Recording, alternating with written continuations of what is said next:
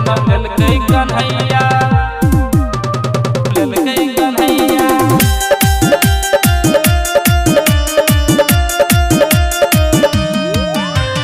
DJ Ranjan Gokul में बाजे बधाइया जन्म लेलकै कन्हैया। देखो गोकुल में बाजे बधाइया जन्म लेलकै कन्हैया लेलकै कन्हैया लेलकै कन्हैया। देखो गोकुल में बाजे बधाइया जन्म लेलकै कन्हैया लेलकै कन्हैया लेलकै कन्हैया।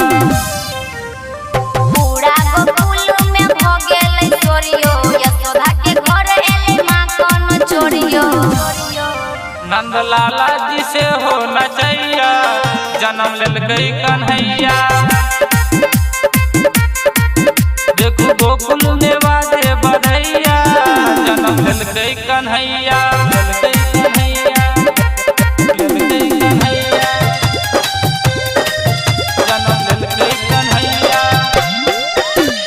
डीजे रंजन गोकुल में बाजे बधाइया जन्म लेलकै कन्हैया। घरे घरे मटकी फूटै तू तो रोजे यशोदा मैया कतो करतै तो खोजे घरे घरे मटकी फूटै तू तो रोजे यशोदा मैया कतो करतै तो खोजे।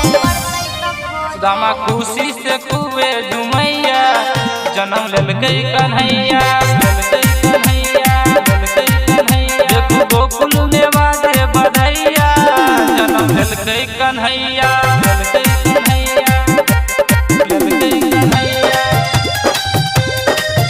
जन्म लेलकै कन्हैया। डीजे रंजन गोकुल में बाजे बधाइया जन्म लेलकै कन्हैया।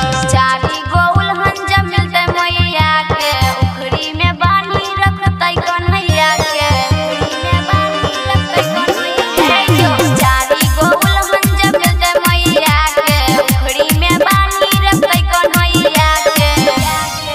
अमिताभ बच्चन शहर गवैया जन्म लेलकै कन्हैया लेलकै कन्हैया लेलकै कन्हैया। देखो गोकुल में बाजे बधाइया जन्म लेलकै कन्हैया लेलकै कन्हैया।